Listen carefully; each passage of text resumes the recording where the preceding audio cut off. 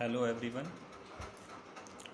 आज हम अपना जो है नया टॉपिक लेकर आए हैं जो है इलेक्ट्रिक फ्लक्स।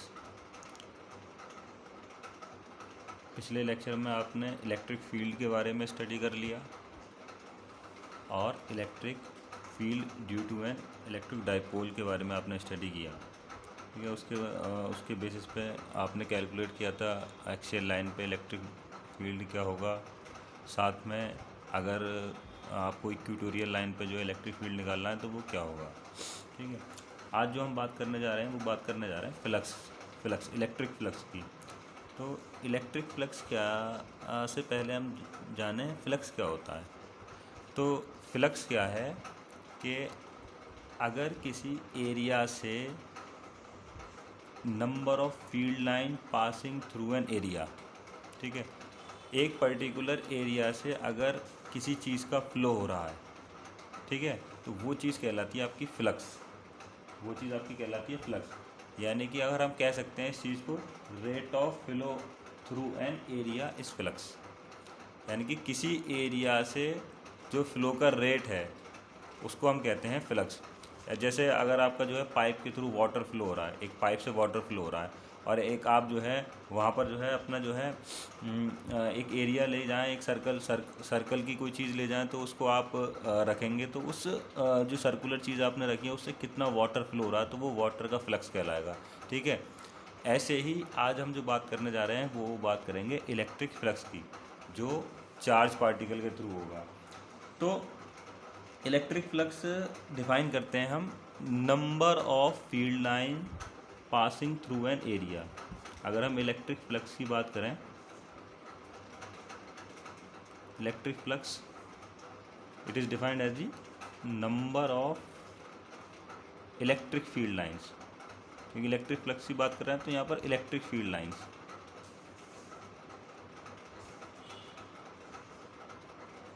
पासिंग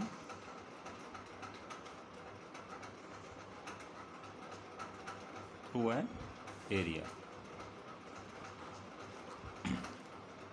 कि जो है आपके एक एरिया से कितनी फील्ड लाइन पास हो रही है ये चीज़ आपको बताती है फ्लक्स। जैसे आप देख लें कि ये आपका कोई सरफेस है, ये आपका एक प्लेन है और यहाँ से जो है एक यूनिफॉर्म इलेक्ट्रिक फील्ड पास हो रहा है।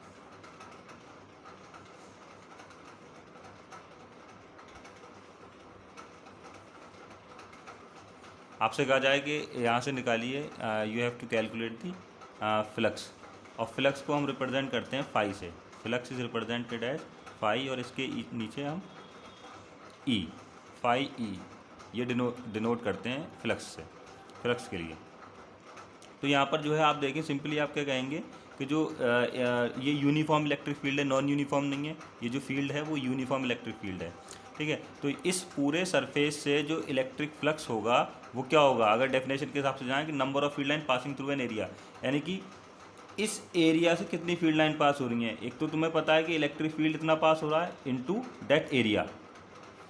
भाई एक फील्ड लाइन का तुम्हें पता है कि एक फील्ड लाइन और उसको पूरे से मल्टीप्लाई कर दो, यूनिफॉर्म फील्ड है, तो ये तुम्हारा हो गया electric flux through an area which is E into A.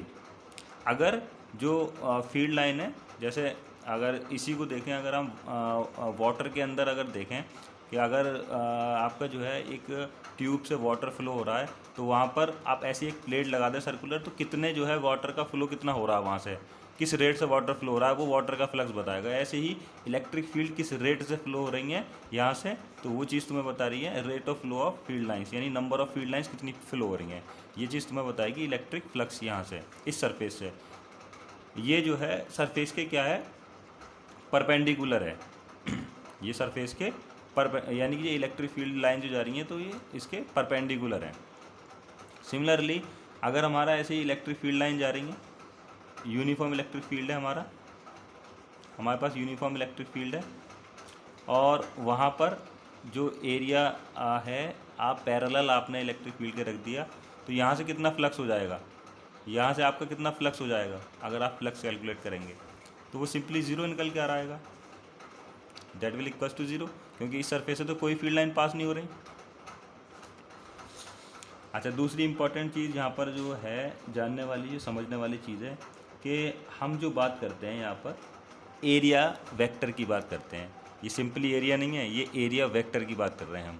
Area is a vector quantity. अभी तक आप पढ़ते आ रहे होंगे स्केलर स्केलर, एरिया जो है, और 11th क्लास में हमने आपको बताया भी था एरिया जो है वो वेक्टर क्वांटिटी होती है, ठीक है। और यहाँ पर जो उसका डायरेक्शन जो होता है वो which is outward normal to the surface. जो डायरेक्शन जो होता है एरिया वेक्टर का outward to the surface, to the surface. क्योंकि जब आप इलेक्ट्रिक फील्ड कैलकुलेट कर रहे होंगे तो आपके पास दो सरफेसेस आएंगे। एक तो क्लोज सरफेस की आप बात करेंगे, एक तो आप बात करेंगे क्लोज सरफेस की, क्लोज सरफेस, एक ओपन सरफेस, ओपन सरफेस।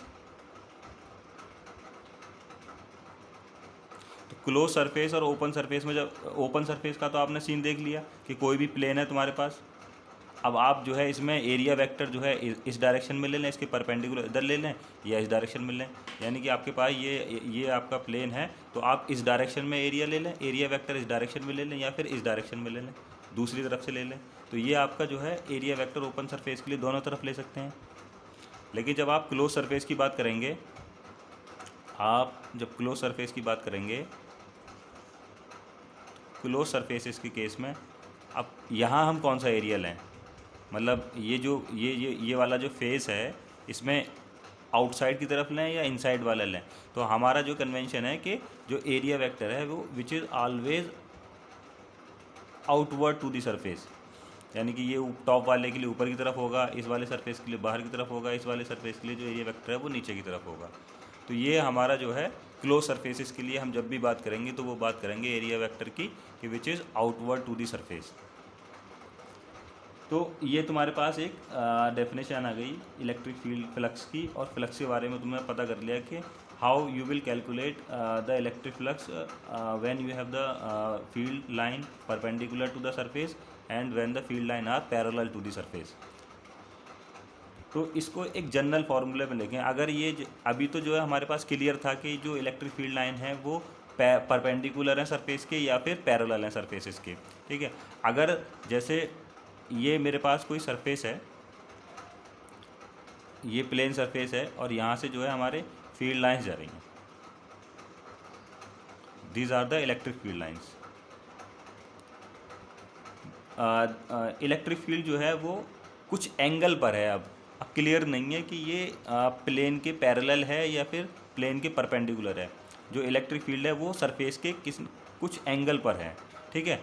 और यहाँ पर जो है इसका एरिया वेक्टर क्या होगा, एरिया वेक्टर क्या होगा, एरिया वेक्टर क्या अभी बात की थी कि which is outward to the normal. ये इलेक्ट्रिक फील्ड है, this is your area vector, an unit vector, this is your area vector. तो अब ये एंगल जो बनता है इलेक्ट्रिक फील्ड और एरिया के बीच में, इलेक्ट्रिक फील्ड और एरिया वेक्टर के बीच में एंगल है, ठीक है। ये एरिया का डायरेक्शन बता रहा है एन कैप। तो इलेक्ट्रिक फील्ड और एरिया वेक्टर के बीच में एंगल है, ये वाली बात क्लियर है। अब यहाँ पर कैसे आप निकालेंगे कि इलेक्ट्रिक फ्लक्स क्या होगा। तो सिंपल सी बात है कि इसके कंपोनेंट करेंगे तो यहाँ पर क्या आएगा, ई कॉस थीटा, और ये इस परपेंडिकुलर कंपोनेंट क्या आ जाएगा, ई साइन थीटा। अब इस चीज़ को मैं अपने पहले वाली जो चीज़ निकाली है इसमें रिजॉल्व करूँ, मतलब यहाँ से इस वाले पार्ट से ये दोनों चीज़ें हम ऑब्टेन करेंगे तो सिंपली फ्लक्स तुम्हारा क्या निकल के आ जाएगा। अगर देखेंगे तो फाई इज टू ई, क्योंकि ये इस वाले पार्ट की वजह से तुम्हारे पास फ्लक्स होगा, इस वाले पार्ट की वजह से नहीं, इस वाले पार्ट की वजह से फ्लक्स होगा। तो E A cos theta, when the surface is making angle with the electric field then the electric flux is EA cos theta, ठीक है। अब उसमें रिजॉल्व कर लो तुम परपेंडिकुलर कंपोनेंट में, यहाँ पर देखोगे जब परपेंडिकुलर होगा तो उसे निकाल लोगे। अब यहाँ पर फाई ई क्या निकालोगे, ई डॉट ए, ये वेक्टर के बारे में आपने पढ़ चुके हैं, ए बी कॉस थीटा या A dot B dot product होता है। तो इस सरफेस के लिए निकालोगे तो यहाँ पर जो है इस वाले पार्ट के लिए निकालोगे एंगल 0 लगेगा। तो यहाँ पर हमारे सिंपली फ्लक्स तुम्हारा कितना आ जाएगा ई डॉट ए। और पर पैरेलल के लिए निकालोगे तो तुम्हारे पास क्या निकल के आ जाएगा 0। ये बात हो गई हमारे पास इलेक्ट्रिक फील्ड की, सॉरी इलेक्ट्रिक फ्लक्स की। तो अभी आपने जो है बात कर ली इलेक्ट्रिक फ्लक्स क्या होता है and how you will calculate the electric flux when you know the surface is perpendicular surface और द पैरेलल सरफेस। अब अगला जो पार्ट है, जो ये तो 2 पार्ट की बात कर ली आपने। एक पार्ट में जो सिंपल बात की थी कि अगर यूनिफॉर्म इलेक्ट्रिक फील्ड है आपके पास और उस यूनिफॉर्म इलेक्ट्रिक फील्ड से आपको किसी पर्टिकुलर एरिया से अगर फ्लक्स कैलकुलेट करना है तो सिंपली क्या करेंगे आप उस फील्ड से उस एरिया को मल्टीप्लाई कर दें, ठीक है, वो आपके पास जो है फ्लक्स निकल के आ जाएगा। अगर आपके पास दूसरा क्या था कि अगर जो सरफेस है वो इलेक्ट्रिक फील्ड के साथ किसी एंगल पर है तो आप वहाँ से कैलकुलेट कर लेंगे ई ए कॉस थीटा करके आपने निकाला या E dot A dot product निकला, ठीक है। और जो तीसरी चीज़ है, जो तीसरा तरीका है निकालने का वो क्या है कि अगर आपके पास क्लोज सरफेस है। अभी यहाँ पर क्या था, इन दोनों केसेस में क्या था कि आपको पता था कि जो एंगल जो बन रहा है, अगर सरफेसेस के साथ जो एंगल बन रहा है एरिया और इलेक्ट्रिक फील्ड के बीच में जो एंगल बन रहा है वो सेम बन रहा है, मतलब वो वेरी नहीं कर रहा है, ठीक है।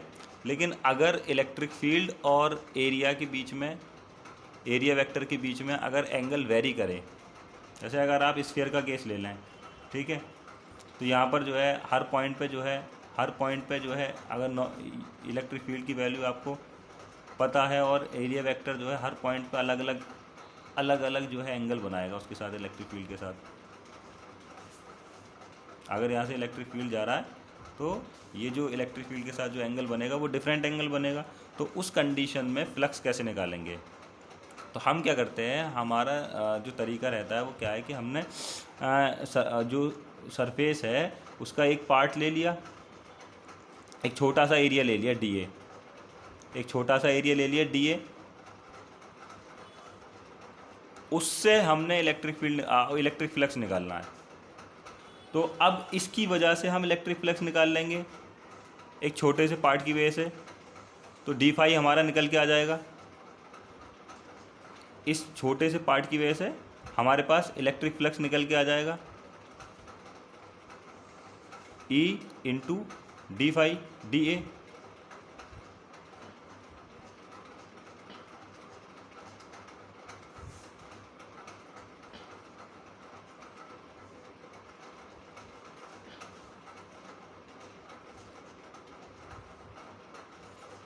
और अभी जब टोटल इलेक्ट्रिक फ्लक्स की बात करेंगे फाई जो क्या होगा, तो हम सिंपली क्या करेंगे इस पूरे सरफेस पे इंटीग्रेट कर देंगे इसे।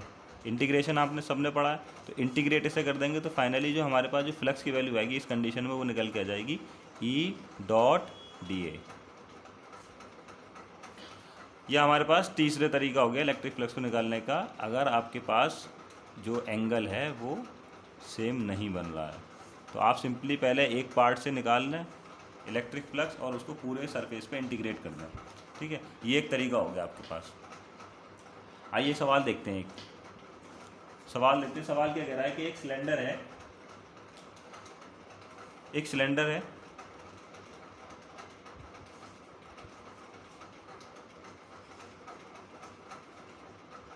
यहाँ से इलेक्ट्रिक फील्ड जो है, ये इलेक्ट्रिक फील्ड का डायरेक्शन है, इलेक्ट्रिक फील्ड जा रहा है, यूनिफॉर्म इलेक्ट्रिक फील्ड है, this is uniform electric field, this is uniform electric field.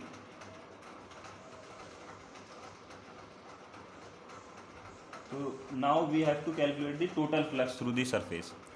हमें क्या निकालना है, इसे टोटल फ्लक्स निकालना है।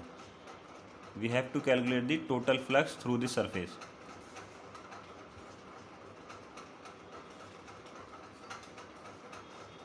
इस पूरे सिलेंडर से हमें टोटल फ्लक्स निकालना है। तो टोटल फ्लक्स निकालने के लिए अभी आप देखें तो यहाँ पर ये एरिया जो है वो 3 पार्ट में डिवाइड हो रहा है। एक तो ये 2 पार्ट हो गए इसके, ये सर्कुलर पार्ट हो गया ये, और ये कर्व पार्ट हो गया ये। इलेक्ट्रिक फील्ड तो आपका इस डायरेक्शन में जा रहा है। इलेक्ट्रिक फ्लक्स निकालने के लिए आपको एरिया वेक्टर की ज़रूरत पड़ेगी।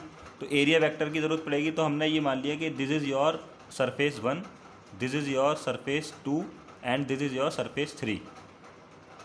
Let the electric flux through the surface 1 is phi 1. Let electric flux through the surface 1 is phi 1. ठीक है, तो ये क्या हो जाएगा आपका, अगर यहाँ से निकालेंगे सिंपली आपका इलेक्ट्रिक फ्लक्स कितना निकल जाएगा, E डॉट डी ए, और इस पे जो डी ए जो होगा वो किधर होगा, एरिया वेक्टर आउटवर्ड नॉर्मल. यही बताया था हमने कि अगर क्लोज सरफेस की बात करें तो जो एरिया वेक्टर जो होगा वो आपका हमेशा आउटवर्ड नॉर्मल होगा. सेकंड सरफेस से हम बात करें तो this is here d A, your area vector is outward normal to the second surface, and to the third surface जो एरिया जो होगा वो होगा इधर डी ए. तो इस सरफेस के लिए इलेक्ट्रिक फील्ड इधर जा रहा है, एरिया वेक्टर इधर है. यहाँ पर इलेक्ट्रिक फील्ड आपका इस डायरेक्शन में जा रहा है, एरिया वेक्टर इस डायरेक्शन में. दोनों सेम डायरेक्शन में, both are parallel but in same direction. Here also the electric field and the area vector are parallel to each other and are in same direction. और यहाँ पर ये area vector और electric field क्या है, आपस में परपेंडिकुलर है. तो पहले जनरल फार्मूले की बात करें. जनरल फार्मूला तुम्हारा क्या है, अभी हमने बात की थी इलेक्ट्रिक फ्लक्स का जनरल फार्मूला क्या है, phi is equals to integration E dot d A. Phi is equals to integration E dot d A. तो यहाँ से तीनों सरफेस की बात करें, इलेक्ट्रिक फ्लक्स की बात करें तो पहले सरफेस से इलेक्ट्रिक फ्लक्स ई डॉट डी ए प्लस दूसरे सरफेस से इलेक्ट्रिक फ्लक्स प्लस तीसरे सरफेस से इलेक्ट्रिक फ्लक्स. पहले सरफेस की बात कर लें, E डॉट डी ए, यानी कि E और एरिया यानी कि इलेक्ट्रिक फील्ड और एरिया वेक्टर के बीच में एंगल कितना बन रहा है, यहाँ से निकालेंगे तो E d A cos theta निकल के आएगा. यहाँ से क्या निकल के आएगा, E d A cos theta. अगर यहाँ कैलकुलेट करोगे तो ये निकल के आएगा E डी ए कॉस. अब थीटा यहाँ पर क्या होगा, इन दोनों के बीच में both are in opposite direction, तो यहाँ पर जो थीटा होगा वो होगा 180 डिग्री. प्लस सेकंड सरफेस की बात करें तो ई डी ए, जो दोनों एक दूसरे के पैरेलल हैं, सेम डायरेक्शन में, तो यहाँ पर जो एंगल जो होगा वो होगा 0 degree. Plus integration third surface की बात करें तो इन दोनों के बीच में एंगल कितना होगा, ई डी ए कॉस हो गया ये 90 डिग्री. अब देख लीजिए यहाँ पर फाइनली जो है यहाँ पर निकल के आएगा माइनस के E d A and plus E d A and plus 0. तो total flux through this surface comes out to be 0. Total flux through this surface comes out to be 0. यानी कि इस सरफेस के अंदर कोई चार्ज नहीं है. और ये जो इलेक्ट्रिक फ्लक्स का जो कंसेप्ट है वो हमें ले जाएगा गॉसेस लॉ पर. हमें जो स्टडी करना है वो गॉस लॉ स्टडी करना है और उसकी एप्लीकेशंस की स्टडी करेंगे. तो इलेक्ट्रिक फ्लक्स जो है वो एक सरफेस, क्लोज सरफेस के अंदर which does not enclose any charge is 0. अगर आपका कोई सरफेस है और वो यूनिफॉर्म इलेक्ट्रिक फील्ड में रखा हुआ है, उसके अंदर कोई चार्ज नहीं है, ठीक है, तो उसके पास से आपका जो इलेक्ट्रिक फ्लक्स निकल के आया, total flux through this surface is 0. जो नंबर ऑफ फील्ड लाइन है जितनी एंटर हुई उतनी एग्जिट हो गई, फ्लक्स तो 0 हो गया इसका. अब इसी हिसाब से एक और सवाल हम सॉल्व करें. एक सवाल है, बहुत अच्छा सवाल है ये, और ये जो है आपका इलेक्ट्रिक फ्लक्स का जो कंसेप्ट है वो और क्लियर करेगा. यहाँ पर जो ज़्यादातर जो प्रॉब्लम, जो दिमाग का जो कंसेप्ट है वो क्लियर होगा न्यूमेरिकल प्रॉब्लम सॉल्व करके. जैसे सवाल क्या कह रहा है कि एक आपके पास सरफेस है, ये फिगर दे रखी सवाल में, ये सरफेस है,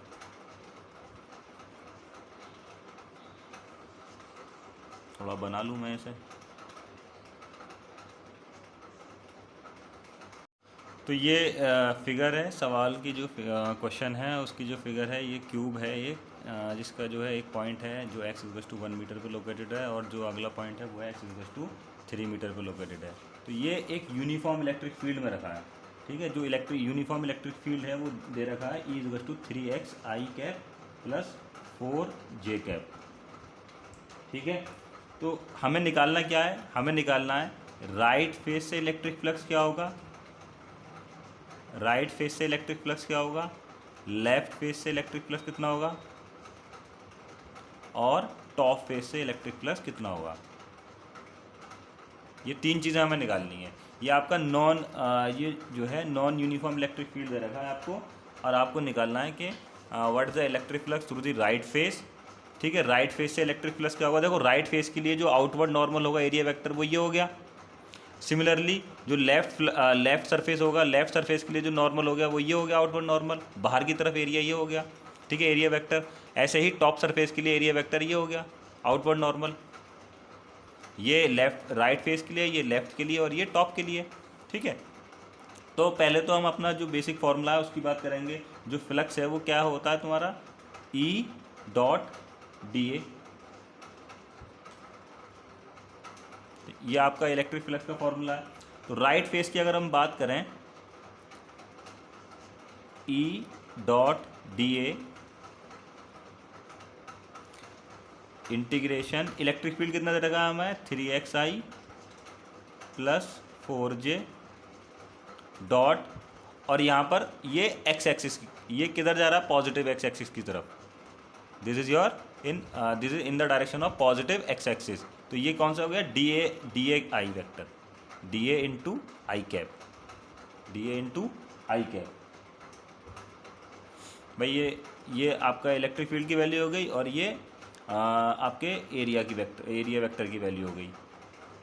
तो यहाँ से कैलकुलेट कर लो कितना निकल के आएगा, 3x निकल के आ गया। ये मल्टीप्लाई होंगे, आई डॉट आई क्या हो गया 1, और I dot J dot I तुम्हारा 0 हो जाएगा। तो फाइनली बचेगा क्या, 3x इंटू डी ए, 3x इंटू डी ए।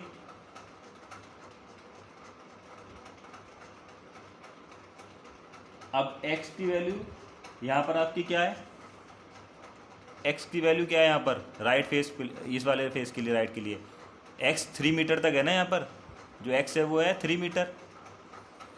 फाइनली जो 9 इंटीग्रेशन इंटू डी ए, राइट फेस के लिए जो x था वो कितना है, 3 मीटर है। ये देखिए 3 मीटर पे जाके है, और लेफ्ट फेस के लिए जो x है वो 1 मीटर पे है। फाइनली 9 इंटू डी ए। अब डी ए की वैल्यू कितनी होगी, इसकी साइड कितनी हो गई, इस क्यूब की साइड कितनी हो गई, 2 मीटर की, इसकी साइड कितनी होगी 2 मीटर। तो राइट फेस का एरिया कितना हो जाएगा, टोटल एरिया कितना हो जाएगा, 2 इंटू 2 4 मीटर स्क्वायर। तो यहाँ पर कितना हो गया, 9 इंटू 4, जो डी ए की जो वैल्यू निकल के आएगी वो क्या आएगी, 4 मीटर स्क्वायर। तो 9 into 4 is 36 newton metre square पर coulomb. This is your electric flux through the right face. Similarly left face से निकालोगे, लेफ्ट फेस से निकालोगे तो वही तरीका आपको करना है, E dot d A is equals to integration 3xi plus के 4j into dot d A i, और ये आएगा माइनस में, ये आएगा माइनस में। यहाँ पर जो है डी ए वैक्टर क्या है, नेगेटिव एक्स एक्सिस की तरफ जा रहा है। फाइनली जो आपका अब यहाँ पर जो आंसर निकल के आएगा लेफ्ट फेस से जो निकल के आएगा फ्लक्स, वो आ जाएगा -3, ये कितना निकल के आया 3 इंटू 1। अब जो आएगा जो जैसे वहाँ पर 3x इंटू डी ए निकल के आया था इंटीग्रेशन में, तो अब यहाँ पर जो x की वैल्यू होगी वो कितनी होगी, लेफ्ट फेस के लिए जो x की वैल्यू कितनी होगी वो हो जाएगी 1। तो फाइनली आपका जो लेफ्ट फेस से आ जाएगा वो 3 into 4 equals to -12 newton metre square पर कूलम। अब देखिए ये डी ए की वैल्यू 4 थी, यहाँ 1 आ गए, 3 इंटू 4, ये आ गया आपका इलेक्ट्रिक फ्लक्स थ्रू दी लेफ्ट फेस।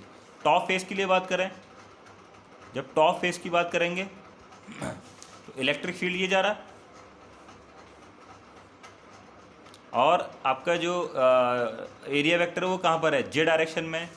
एरिया वेक्टर क्या है अब यहाँ पर, D A into J direction में, यानी कि वाई एक्सिस में। तो यहाँ पर जब वैल्यू पुट करेंगे E dot d A is equals to 3xi plus 4j dot d A j unit vector, तो यहाँ से निकल के आएगा, ये तो आपका 0 हो जाएगा, आई डॉट जे 0, ये कितना हो जाएगा 4 इंटू डी ए इंटीग्रेशन।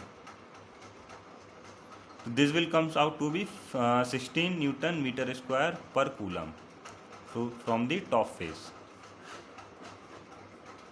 4 था आपका, डी ए आपको पता है एरिया तो हर फेस वही रहेगा, हर फेस का पूरे स्क्वायर का क्योंकि क्यूब का जो है साइड क्या है 2 मीटर की है, तो एरिया आपका हो गया 4 इंटू 4 16।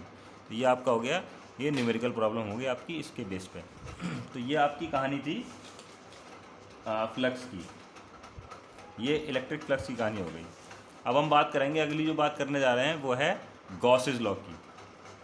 गॉसेस लॉ आपका क्या कहता है?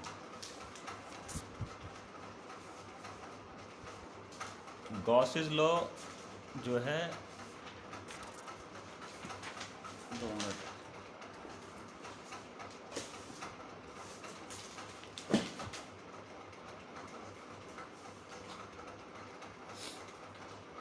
हाँ, अब बात करेंगे हम गॉसेस लॉ की।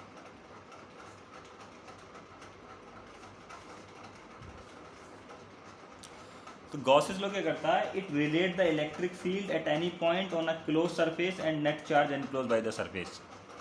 जो गॉस लॉ क्या है कि वो इलेक्ट्रिक फील्ड किसी भी सरफेस के पॉइंट पर और वहाँ पर जो है नेट चार्ज कितना है उसको रिलेट करता है।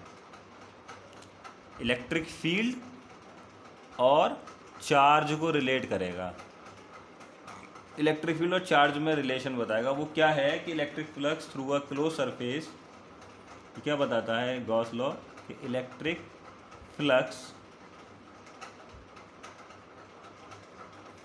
Through a close surface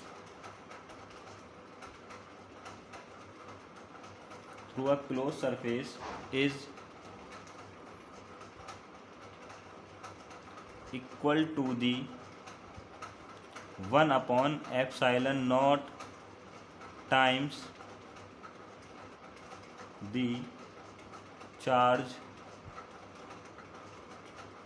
enclosed by that surface।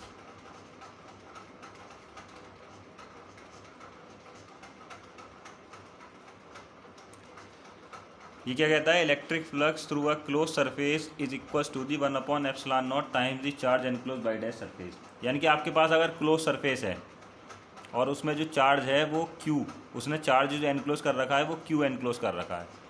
तो गॉस लॉ क्या कहता है कि जो इलेक्ट्रिक फ्लक्स है इस क्लोज सरफेस से, ठीक है, electric flux through this close surface is equals to the charge, कितना चार्ज उसने एनक्लोज कर रखा है, 1 upon epsilon naught times the charge enclose by the surface. अगर किसी सरफेस के अंदर चार्ज मौजूद नहीं है तो उस क्लोज सरफेस के थ्रू जो इलेक्ट्रिक फ्लक्स होगा वो आपका होगा ज़ीरो। अगर आपका जो चार्ज एनक्लोज्ड है, नेट चार्ज जो है अगर वो ज़ीरो है तो उस कंडीशन में जो आपका फ्लक्स होगा वो होगा ज़ीरो। जो अभी आपने सिलेंडर वाले केस में करा था, तो वहाँ पर जो आपका सरफेस था उसके अंदर कोई चार्ज नहीं था, तो इसीलिए वहाँ पर आपका जो फ्लक्स क्या निकल के आया था वो निकल के आया था ज़ीरो। ठीक है, और तुम्हें पता है इलेक्ट्रिक फ्लक्स जो होता है वो क्या होता है? Integration E dot d A is equals to q upon epsilon naught. तो from here we can calculate the electric field, the value of electric field. अगर जो है जो चार्ज एनक्लोज्ड है, अगर जो क्लोज सरफेस है अगर वो चार्ज एनक्लोज कर रखा है उसने वो पॉजिटिव है, अगर चार्ज एनक्लोज आपका जो है वो है पॉजिटिव, देन उस कंडीशन में जो नेट फील्ड जो होगा, नेट फील्ड क्या होगा? वो आउटवर्ड होगा। सिमिलरली अगर जो क्यू एनक्लोज्ड है वो है नेगेटिव, तो उस कंडीशन में जो नेट फील्ड जो होगा वो क्या होगा? इनवर्ड। नेट फील्ड आपका होगा इनवर्ड। तो ये सिंपल है, ये बहुत आसान सा लग रहा है कि जो इलेक्ट्रिक फ्लक्स है किसी भी क्लोज सरफेस के थ्रू वो इक्वल होता है 1 upon epsilon naught times the charge enclose by the surface. अब हम यहाँ पर जो है ये कूलम्स लॉ को हम ड्राइव करेंगे गॉसेस लॉ से। Now we will derive our Coulomb's law from the Gauss law. Suppose ये आपका एक क्लोज सरफेस है,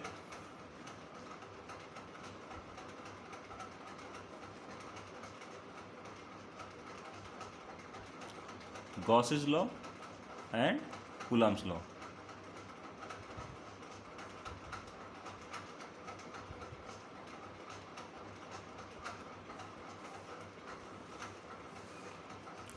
late this is your close surface, जहाँ पर जो चार्ज एनक्लोज है वो है Q, ठीक है। ये R रेडियस है इस सरफेस की, जो सर्कुलर ये स्फेरिकल सरफेस है, ये जो रेडियस है वो है R, ठीक है। अब यहाँ पर हमने मान लिया ये इलेक्ट्रिक फील्ड है, तो यहाँ पर जो चार्ज है वो पॉजिटिव चार्ज हमने लिया है, तो पॉजिटिव चार्ज है यानी कि इलेक्ट्रिक फील्ड क्या है, वो क्या होगा, डायरेक्शन क्या होगा, आउटवर्ड टू दी सरफेस। तो गॉस लॉ का इस्तेमाल करें, सिंपल है, फ्रॉम गॉस लॉ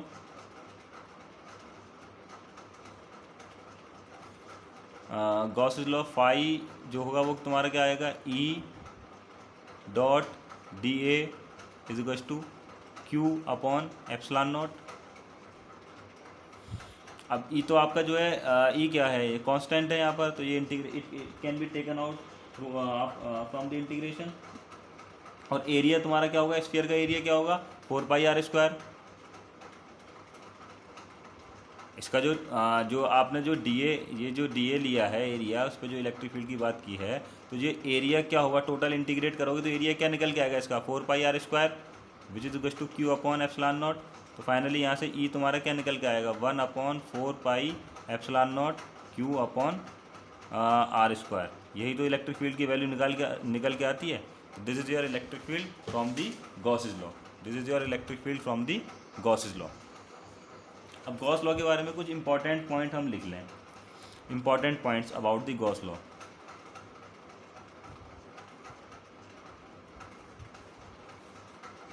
पहला जो इंपॉर्टेंट पॉइंट है वो क्या कहता है कि ये हर क्लोज सरफेस के लिए ट्रू है। Gauss's law is true for any close surface.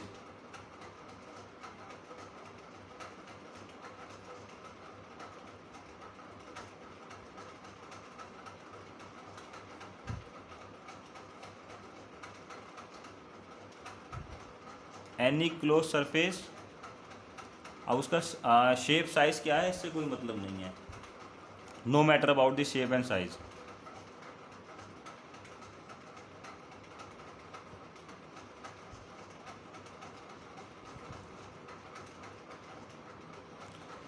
दूसरा पॉइंट है कि जो नेट इलेक्ट्रिक फ्लक्स है, जो नेट फ्लक्स है, जो वो सिर्फ और सिर्फ जो चार्ज एनक्लोज्ड है उसकी वजह से है।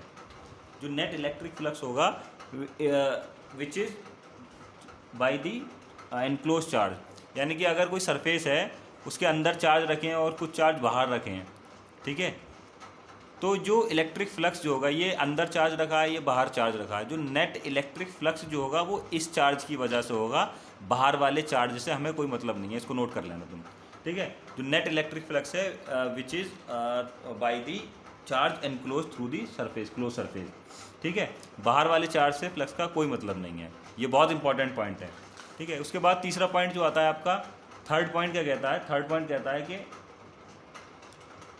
चार्ज आपके बाहर भी रखें, ये चार्ज है कुछ चार्ज बाहर रखें, कुछ चार्ज अंदर रखें, ठीक है। तो जो इलेक्ट्रिक फील्ड जो होगा, जैसे फ्लक्स तो सिर्फ और सिर्फ अंदर वाले चार्जेस की वजह से था, लेकिन जो इलेक्ट्रिक फील्ड जो होगा वो अंदर वाले चार्ज की वजह से भी होगा और बाहर वाले चार्ज की वजह से भी होगा। Electric field is due to all the charges, ठीक है। और जो गॉसियन सरफेस जो हम लेंगे, जो हम सरफेस की बात करेंगे, गॉसियन सरफेस की बात करेंगे, वो सिमेट्रिक होना चाहिए अबाउट दी चार्ज, किसी भी चार्ज के अबाउट सिमेट्रिक होना चाहिए। These are the some important points that will help us in solving the numerical problem through the Gauss law। इसके बाद अगली वीडियो में हम बात करेंगे application of the Gauss law.